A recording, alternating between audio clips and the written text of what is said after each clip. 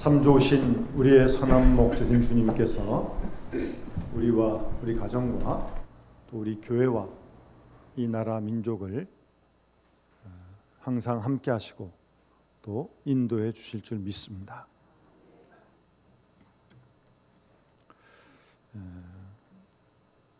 여러분, 자유가 무엇인가를 아는 것은 아주 중요한 일입니다. 왜냐하면 우리가 가지는 자유, 우리가 생각하는 그 자유의 질에 따라 그 사람의 가치가 결정되기 때문입니다. 말을 바꾸면 사람의 행복의 영역은 그가 누리는 자유의 영역만큼 되기 때문입니다. 얼만큼 행복하냐? 그 자신이 누리는 자유만큼 행복한 것입니다. 쉽게 말씀드려서 만약 물질적으로 여유가 있다면 하고 싶은 거 하나님 나라를 위해, 교회를 위해, 또 어려운 이웃들을 위해 우리가 얼마든지 할 수 있지 않습니까? 그런데 물질적으로 좀 어려우면 하고 싶은 생각은 들어도 그렇게 할 수는 없죠. 형편에 맡겨야 되니까 말입니다. 그런 면에서 좀 부자유, 제약이 있게 마련인 것입니다. 에베소서 4장 28절 말씀 보면 도둑질하는 자는 다시 도둑질하지 말고 돌이켜 가난한 자에게 구제할 수 있도록 자기 손으로 수고하여 선한 일을 하라고 말씀하십니다. 아주 적극적인 말씀이죠. 구제할 수 있도록, 좀 선한 일을 할 수 있도록 힘써 보라는 거죠. 힘써 벌어서 선한 일, 구제하는 일에 좀 힘쓰라. 바울은 그렇게 말씀하십니다. 여러분, 이렇게 요즘 이렇게 여행을 이렇게 해외로 혹 나가게 되면 새로운 구경을 하는 건 좋긴 합니다만 제일 답답한 게 뭐예요? 말이 안 통해요. 말이. 그렇지 않습니까? 현지어는 물론이고 영어라도 좀 되면 어떻게 해보겠는데 그것도 잘 안 되고 아주 그냥 답답합니다. 부자유해요. 말이 안 통하니까요.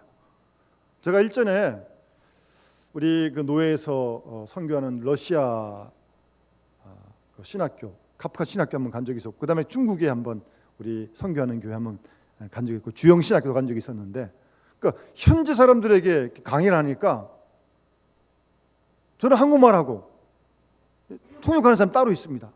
그러니까 한 말 한 다음에 또 그 사람이 말한 다음에 기다려야 되고, 그것도 어렵고, 저는 지금 이렇게 어떤 마음을 가지고 이렇게 전하는데 이게 도대체 얼만큼 전달되는지 알 수가 없어요. 알 수가.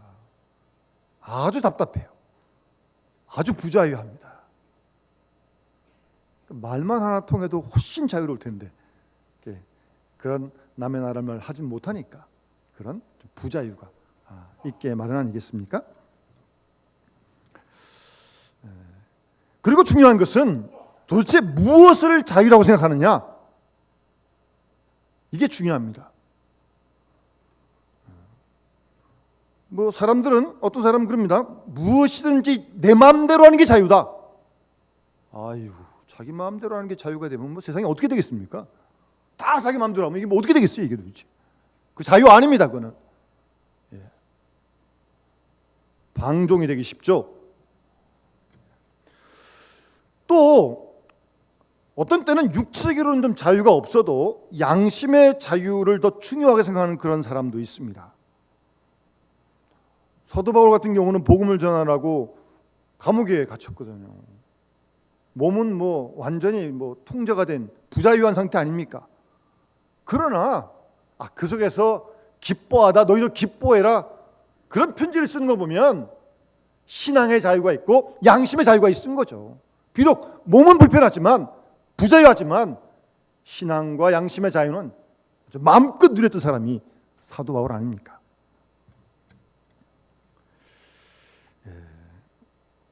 그래서 경제적인 자유보다는 양심의 자유에 좀 더 가치를 두고 사는 사람들도 있습니다. 여러분 버스나 지하철을 혹 타실 때 그래도 자리에 앉았어요. 조금 가다 보니까 좀 몸이 좀 불편하고 연세 드신 분이 올라오세요. 타세요. 좀 피곤한데 일어나기는 싫고 눈을 지그시 감고 자는 것처럼 앉아 있을래니 마음이 불편하고 일어날까 앉아 있을까 망설이다가 벌떡 일어났어요. 그래서 이쪽에 좀 앉으시라고. 그래서 몸은 좀 고달프지만 피곤하지만 마음이 얼마나 편한지요. 자유함 있는 거 아닙니까?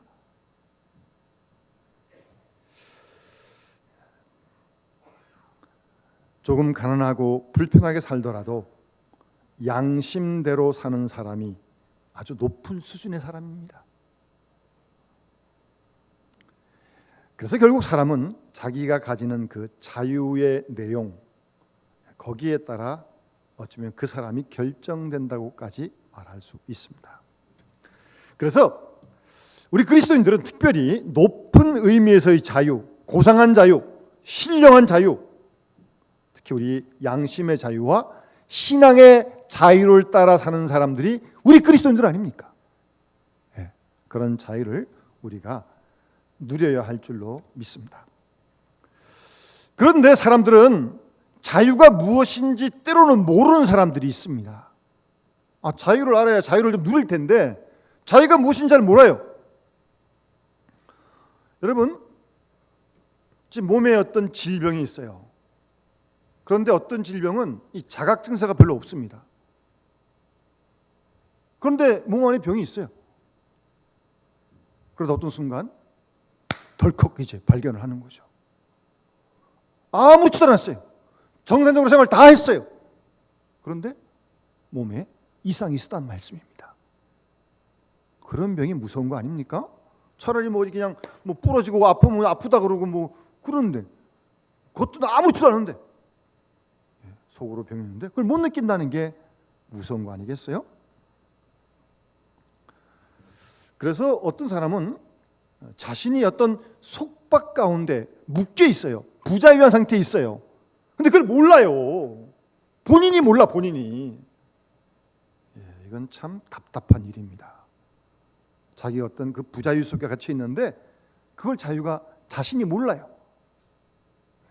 참 이거 안타까운 일이죠.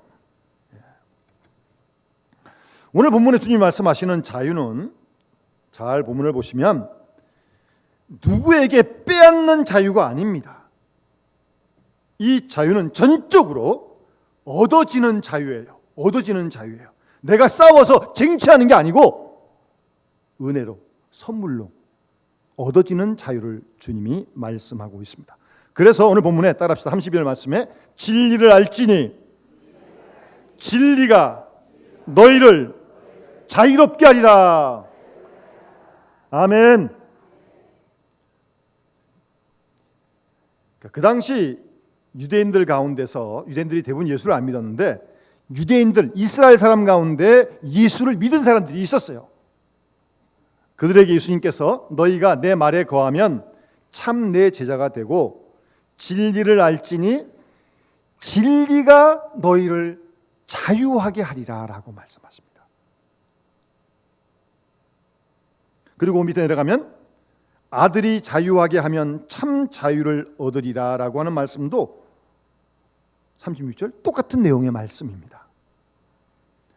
여러분, 어떤 사람이 수영을 못하는데 여름에 물에 빠졌어요. 막 허우적거려요. 그 사람이 살아나올 수 있어요? 못 나와요. 물에 빠져 죽습니다. 그러면 누군가 밖에서 밧줄을 던져주든가 수영해서 가서 그 사람을 끄집어내어 와야 되는 거예요. 그래야 그 사람이 사는 거죠. 자신의 힘으로는 못 나옵니다. 살 수가 없어요. 누군가 도와줘야 돼요. 우리가 누군가로부터 어떤 경제적인 빚을 좀 졌어요. 그거 갚기까지는 자유하지 못하잖아요. 그렇지 않습니까? 마찬가지로 죄인들도 그 죄에 대한 속죄를 받지 않고서는 결단코 자유로울 수가 없는 것입니다. 그래서 참된 자유라고 하는 것은 내가 자유할 수 있는 것이 아니라 자유는 주어지는 것이다 라고 주님이 말씀하십니다. 자유는 진리가 뭐예요? 예수님이 진리 아닙니까? 내가 곧 길이요 진리요 생명이라고요. 진리가 나를 풀어주는, 예수 그리스도가 나를 풀어주셔야만 우리가 자유할 수 있다라고 주님은 오늘 말씀하십니다. 다시 한번 오늘 본문을 잘 곱씹어 보면요, 자유를 얻을 수 있는 길이 어떤 길인지를 말씀해 주고 있습니다. 자유를 얻는 길은 본문의 31절 32절 말씀을 보면 예수님의 제자가 되는 것입니다. 예수를 믿는 유대인들에게 너희가 내 말에 거하면 참 내 제자가 되고 진리를 알 것인데 진리가 너희를 향하게. 그러니까 예수님의 제자가 되어야 자유를 누릴 수 있다는 말입니다. 좀 더 정확히 말씀드리면 주님의 제자가 된 만큼 우리는 자유를 그만큼 누린다, 그렇게 말할 수 있습니다. 우리 다 그리스도의 제자인데 충성도가 다 다른 거 아니겠어요? 더 열심히 제자 되기를 원하지만 그런 사람도 있고 또 안 그런 사람도 있고 그런 거 아니에요. 근데 하여튼 충실한 제자가 되는 만큼 자유를 누릴 수 있다는 말씀입니다.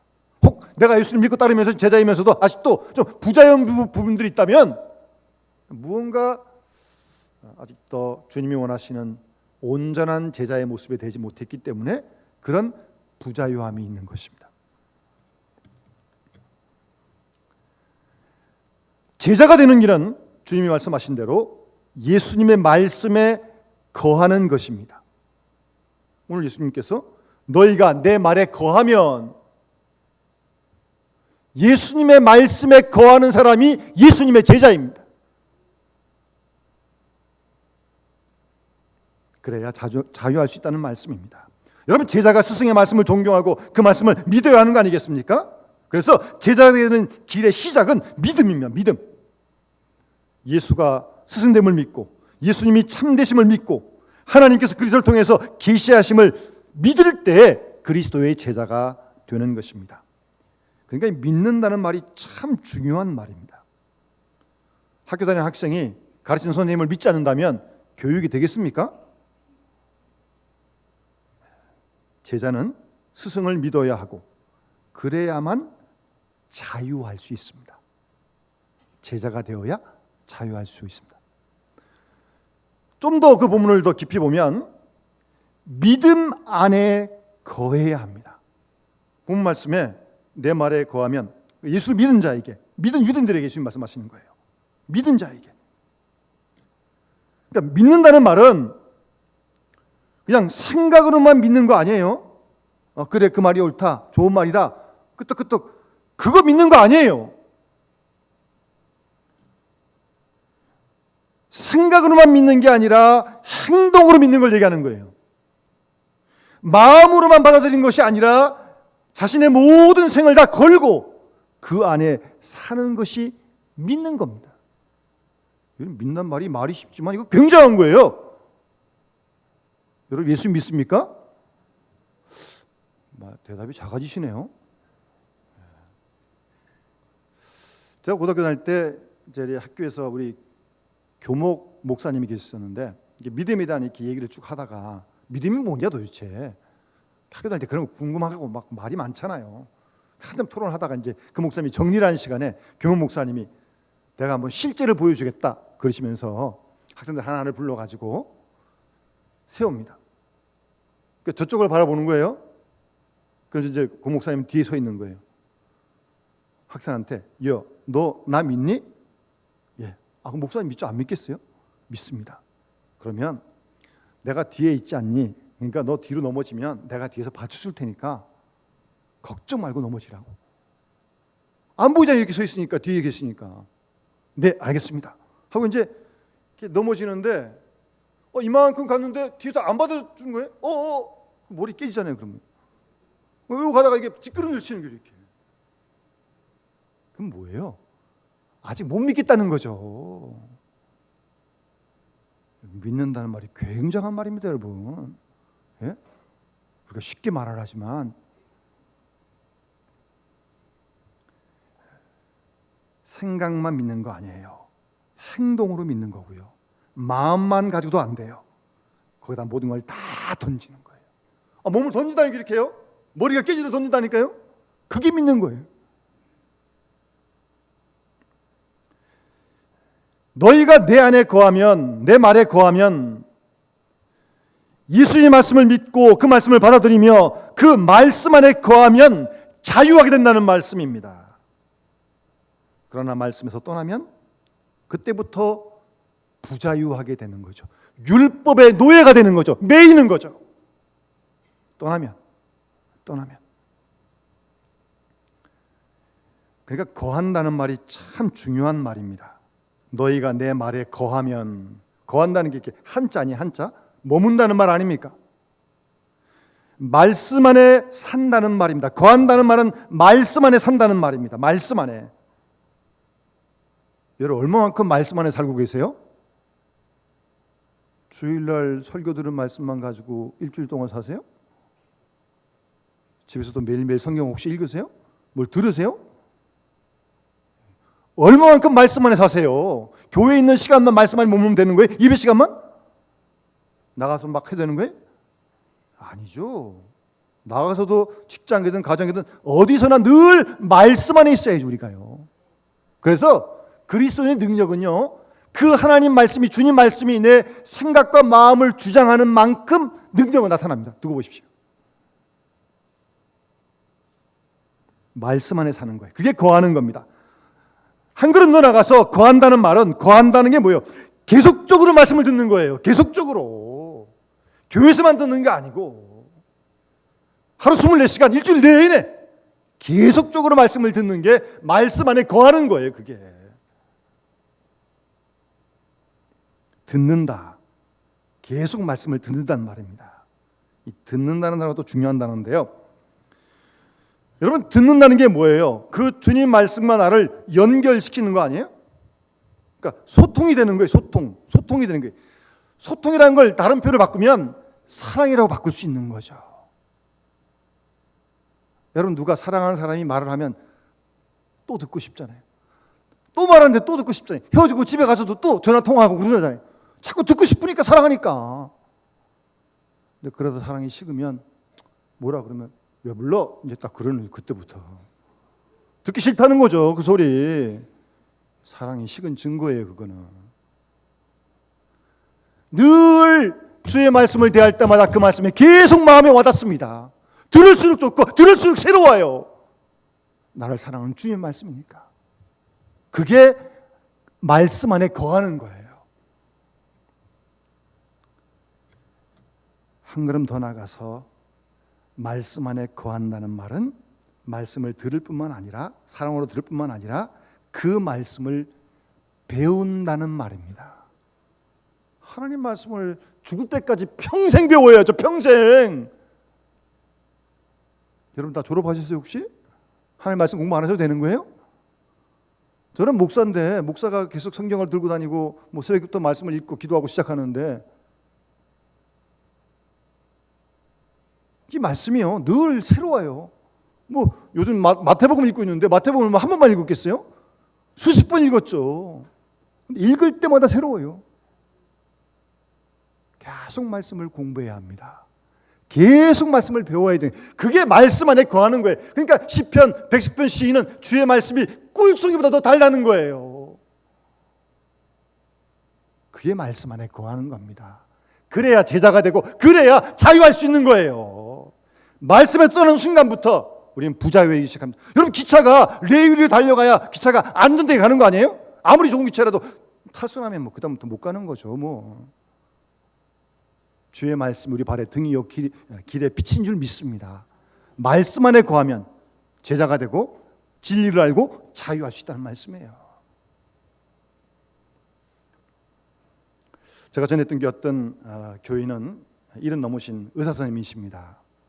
한번 제가 신방을 갔더니 이제 마침 환자가 없었는데 그 선생님 그 의사 선생님 책상 위에 성경이 이렇게 큰 성경이 펴 있는 거예요.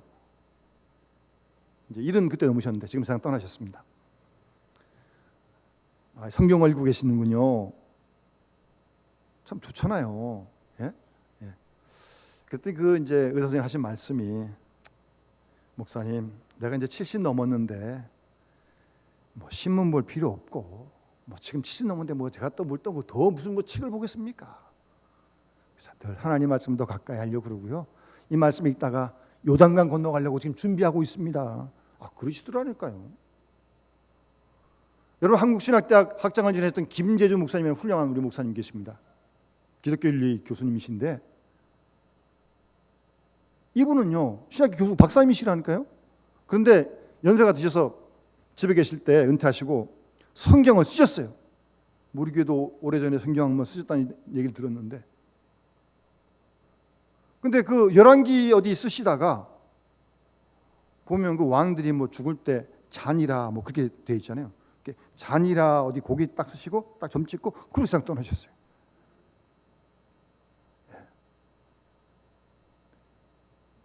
그 훌륭한 교수님도 늘 말씀 가까이, 세상을 떠나는 순간까지 하나님 말씀 가까이.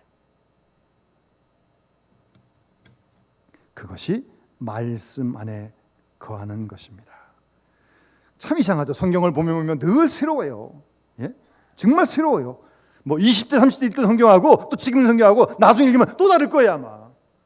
젊었을 때는 인생이 헛되다 그러면 그 말이 무슨 말인지 압니까? 그냥 글자나 알고 뜻이나 아는 거죠.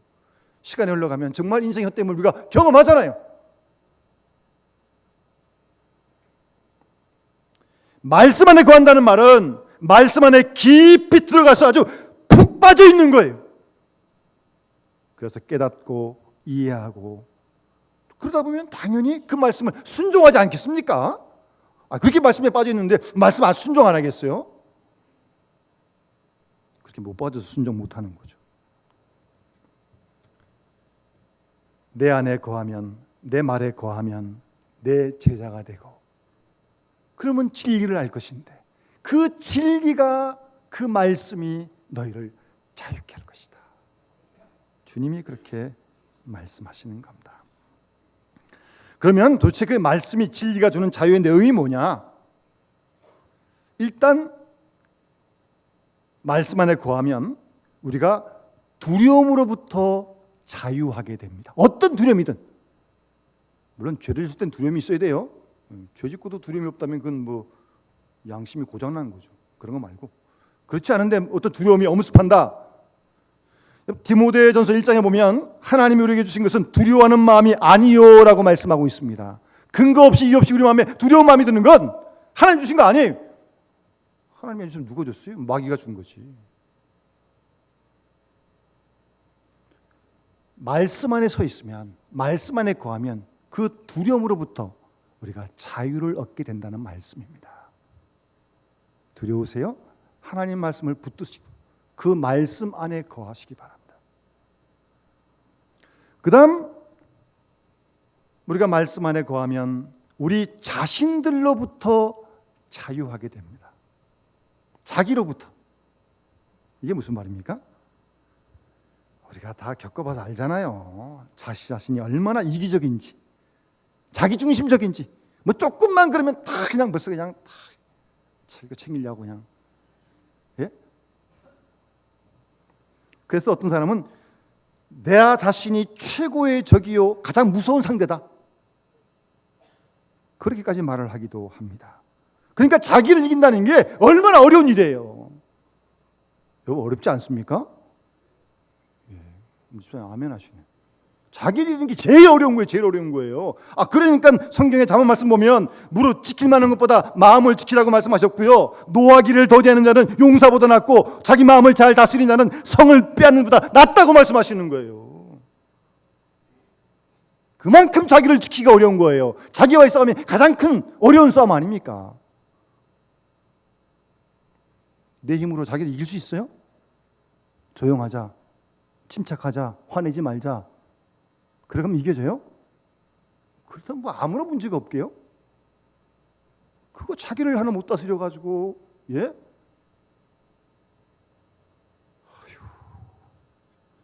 인간의 의지로 안 됩니다. 자기 힘으로 안 돼요. 우리가 이미 다 경험했잖아요. 어떻게 되느냐? 진리를 사랑해서 말씀이 나를 붙들어 주시면, 주의 말씀이 내 마음 가운데 있으면 충분히 그 말씀이 나를 붙들어 주십니다. 말씀이 없으니까 그냥 다 나오는 거죠. 그렇게 하면 안 되죠. 우리가 말씀 안에 거할 때 자기로부터 자유할 수 있어요. 자기를 잘 다스릴 수 있게 돼요. 그러니까 내가 나를 다스리는 게 아니라 못해요. 그건 안 돼요. 주의 말씀이 나를 다스리는 거죠. 그럴 때 자유할 수 있는 자기로부터. 또 하나 사람은 자꾸 다른 사람들을 의식하잖아요. 우리가 말씀 안에 서면 다른 사람으로부터도 자유해집니다. 뭐 자꾸 딴 사람 눈치 보고 뭐 신경 쓰고 뭐 체면 처리하고 뭐 이래야겠다 저래야겠다. 그러다 보니까 이게 다 그냥 허세를 부리기도 하고 엉뚱한 소리도 하고 뭐 어떤 사람 체면 때문에 죽기도 하잖아요. 뭐. 다 남들 신경 써서 그러는 거거든요. 우리가 말씀 안에 서면 다른 사람으로부터 시선으로부터 다 자유할 수 있습니다. 하나님 나라를 인정하시면 된 거죠. 뭐가 문제예요? 누가 뭐라는 게 뭐가 문제겠습니까? 다른 사람으로부터 자유할 수 있어요. 말씀 안에 서면, 거하면. 또 하나 우리가 말씀 안에 거하면 죄로부터 자유할 수 있습니다. 이 죄를 짓는 자마다 죄의 종이라고 말씀하잖아요. 죄를 지면 가책이 있고 회개 안 하면 변명하다가 또 다른 데를 짓고. 다윗이 우리아를 아내를 범하고 그걸 숨기려 하다가 또 우리아까지 죽이잖아요. 아주. 그리고 눈물 흘리며 주의 손이 나를 주야로 누르시오니 내 진액이 빠져 여름 가뭄에 마른 같습니다. 죄책으로 눌리는 거죠. 말씀 안에 서면, 말씀 안에 거하면 이 죄로부터, 죄의 가책으로부터 자유하게 되는 겁니다. 예? 자유로울 수 있는 거예요. 기뻐 뛸 수 있는 거예요. 마지막으로 우리가 말씀 안에 거할 때 사망으로부터 자유하게 됩니다. 죽음으로부터 자유하게 됩니다. 이 더운 날 죽음 얘기해서 죄송합니다만 사실인데 어떡합니까? 한 번은 다 죽으실 거 아니에요? 네. 사람이 어렵다 힘들다 다 그러지만 우리 인간의 최대 한계는 역시 죽음입니다. 안 죽어봤으니까 우리가 아직. 그런데요, 정말 우리가 예수를 믿고 구주를 믿고 영생을 믿는다면 한 번은 죽을 텐데 영원한 나라 믿고 죽음에 대한 두려움으로부터 우리가 자유함을 누려야 됩니다. 그게 신앙인이죠. 사도 바울은 로마서 14장 8절 9절 말씀에 우리가 살아도 주를 위해 살고 죽어도 주를 위해 죽나니 따라합시다. 사나 죽으나 우리가 주의 것이로다. 아멘. 사나 죽으나 주의 것이면 되는 거 아니에요? 꼭 살아만 있어야 돼요? 언젠간 다 한번 죽을 텐데. 죽어도 주의 것이라니까요. 주님의 소유고 주님이 지키실 줄 믿습니다. 그런 믿음을 가지고 사는 거예요. 그런 말씀 안에 갈 때 그런 죽음으로부터 자유할 수 있는 겁니다. 그래서 칼빈은 세상을 떠날 때 로마서 8장 18절 말씀인데 생각컨대 현재의 고난은 장차 우리에게 나타날 하나님 나라의 영광과 좋게 비교할 때라는 말을 28번 암송하면서 세상을 떠났어요. 죽는 순간에도 그 하나님 나라의 영광을 사모하면서요. 자유한 거 아니에요? 그런 죽음으로부터의 자유를 말씀 안에 갈 때 우리가 얻게 될 줄로 믿습니다. 자유는 결코 자동적인 것이 아닙니다. 철저하게 우리가 하나님의 말씀에 거하고 그리스도의 제자가 될 때 진리가 우리를 자유케 하십니다. 그 외에는 어떤 길도 없습니다. 따라서 우리는 항상 주의 말씀 안에 늘 거해야 합니다. 늘 말씀에 대한 생각으로 가득 차 있어야 합니다. 그렇지 않으면 언제 탈선해가지고 무슨 일을 할지 아무도 모릅니다. 내가 나를 지키지 못하니까요. 오늘 우리 주신 말씀을 기억하면서 우리가 주 안에서 말씀 안에 거하면서 정말 인생의 모든 어려움을 이기고 참된 자유를 누리며 살아갈 수 있는 그런 은혜를 우리와 또 우리 모든 믿음의 식구들에게 또 이 나라와 민족에도 허락해달라고 우리 같이 함께 기도하시길 바랍니다. 우리 321장 찬양 부르면서 하나님께 봉헌하도록 하겠습니다.